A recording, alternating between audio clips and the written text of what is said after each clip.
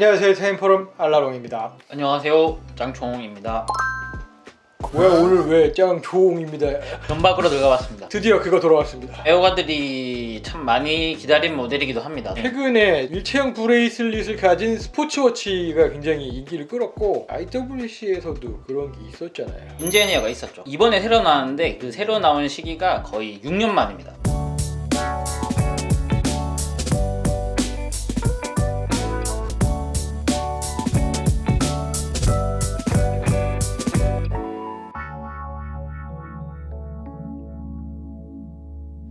독일어로 엔지니어 또는 기술자를 뜻하는데 기계에 많이 노출되는 사람들을 위해 상자성을 갖춘 시계로 처음 나왔습니다. 발전소나 뭐 이런 데서는 그 자성이 나오잖아요. 당시 있는 기계식 시계밖에 없으니까 기계식 시계가 그 자성 영향을 받아서 시계 오차가 되게 많이 났단 말이죠. 엔지니어들이 산업 현장에서 편하게 쓸 수 있는 시계를 좀 만들어줬으면 좋겠다 라고 해서 이제 나온 안티마그네틱 워치의 이제 효시인 건데 IWC 인제니어 대표적인 내자성 시계이잖아요. 인제니어가 내자 성능을 가지게 된 그 가장 핵심적인 기법 있지 않습니까? 연철 이너 케이스인데 요거 외국에서는 패러데이 케이지라고도 합니다. 요게 만약에 시계가 자성을 먹으면 자성이 그 연철 이너 케이스로 흘러서 무브먼트로 이제 자성이 흐르는 걸 방지한다고 합니다. 레퍼런스 666부터 1967년대 2세대 레퍼런스 866까지 있는 일반적인 원형 케이스였죠. 1960년대 말에 IWC 경영진들 사이에서 새로운 이제 인제니어에 대한 요구가 있었다고 합니다. 그때 제랄드 잔테에게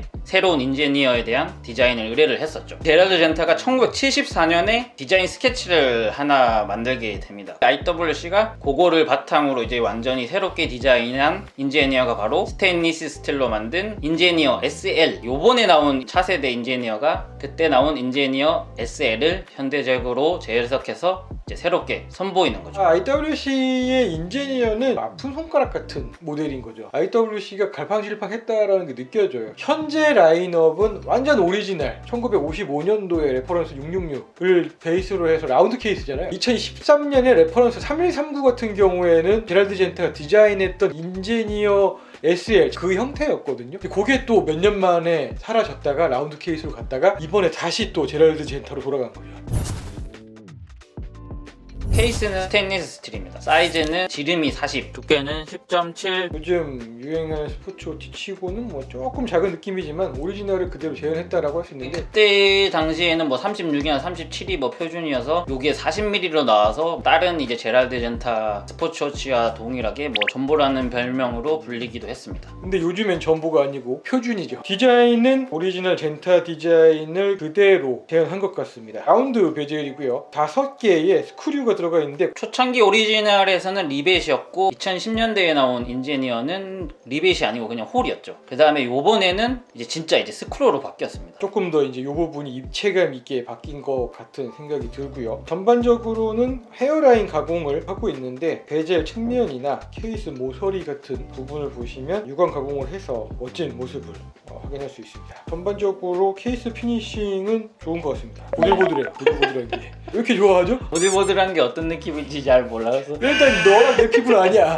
측면을 보시면 크라운 가드가 이렇게 나와 있는데 오리지널에는 크라운 가드가 없었죠. 2010년대 크라운 가드가 생겼는데 오리지널이 아니라 2010년대 버전을 이렇게 다시 재해석을 한 거죠. 인제니어가 이제 2010년대에 나왔을 때는 좀 직선을 강조한 모델이었습니다. 근데 요번에 리뉴얼을 하면서 곡선으로 설계하면서 인체공학적으로 설계했다고 합니다. 전통을 따라서 연철 이너 케이스도 그대로 사용을 했습니다. 무브먼트를 뒷면을 통해서 드러내지 않고 6개의 홀. 이 홀이 또 이제 그 케이스백 돌리는 툴을 끼우는 그 홈이잖아요. 오랜만에 이 솔리드백을 보니까 기분이 굉장히 좋아요.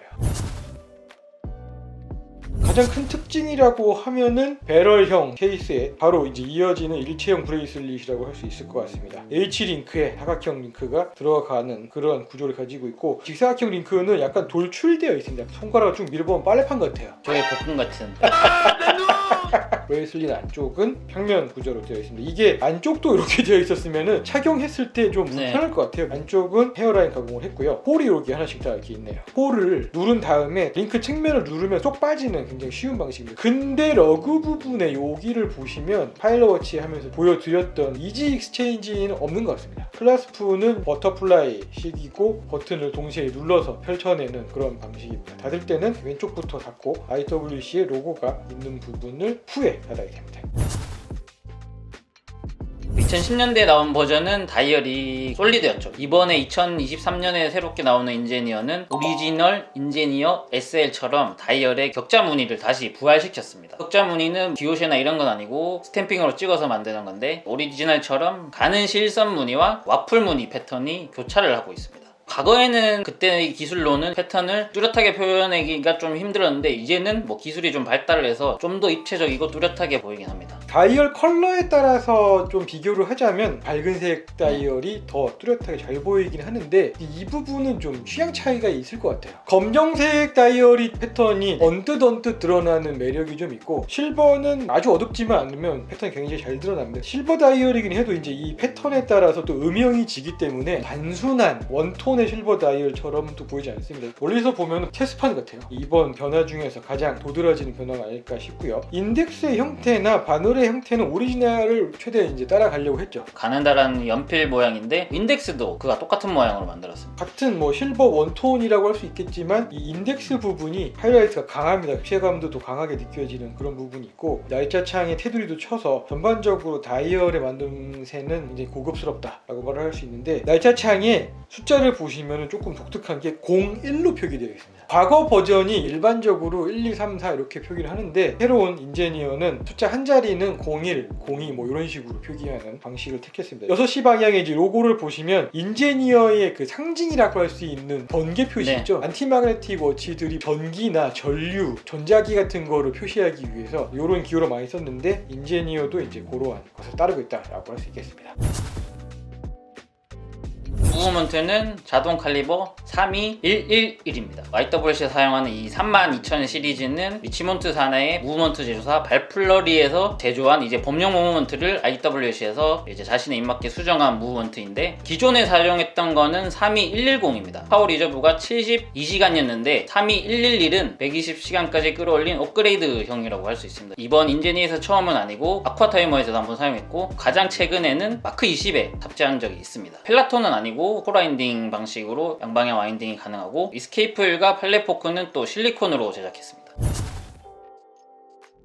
방수는 100m여서 스크류 다운 크라운을 가지고 있고 조작을 하기 위해서는 풀어서 크라운 포지션이 0이 되면 이때부터 와인딩이 됩니다. 와인딩 되는 느낌은 나요. 큰 특징이 없는 와인딩이라고 할 수 있을 것 같고 한 칸 당기면 날짜 조정 포지션이 되면서 날짜 조정할 수 있고 시계 방향으로 돌리면 날짜가 조정이 되는데 크라운을 한 바퀴 정도 감아야 날짜가 바뀝니다. 크라운을 돌리는 폭이 넓다라고 할 수 있을 것 같고 한 칸 더 당겨서 크라운 포지션 2가 되면 날짜 조정인데 시계 반대 방향으로 돌리면 시간을 맞출 수 있고요. 와인딩 했을 때의 조작감과 마찬가지로 큰 특징 없고 부드럽게 조작이 되는 그런 조작감을 보여줍니다. 유격도 뭐 거의 느껴지지 않고 조작감은 굉장히 무난하다라고 할 수 있을 것 같습니다. 조작이 완료되면 크라운을 눌러서 잠그면 됩니다. 크라운 포지션이 복구가 되면서 방수가 100m가 되는 것이죠. 무게 중심이 낮습니다. 손목에 착 붙는 그런 느낌이 들고 착용감은 젠타 디자인들이 대체로 좋았던 것 같아요. 젠타 디자인 3대장 중에서 이 모델이 가장 마지막이잖아요. 이 부분이 제일 짧거든요. 이 러그가 거의 없다시피 하다 보니까 케이스에 뚝 떨어집니다. 바로 이렇게 떨어지다 보니까 굉장히 좋은 착용감을 보여준다. 돌아온 인제니어 살펴봤습니다. 세 가지 컬러로 나왔는데 실버, 블랙, 아쿠아 그린. 기대됩니다. 아쿠아 그린. 민트예요? 터콰이즈? 진짜 말 그대로 아쿠아 그린 같은 느낌. 초록빛인데 유럽의 바닷물? 가격은 1,490만 원입니다. 네.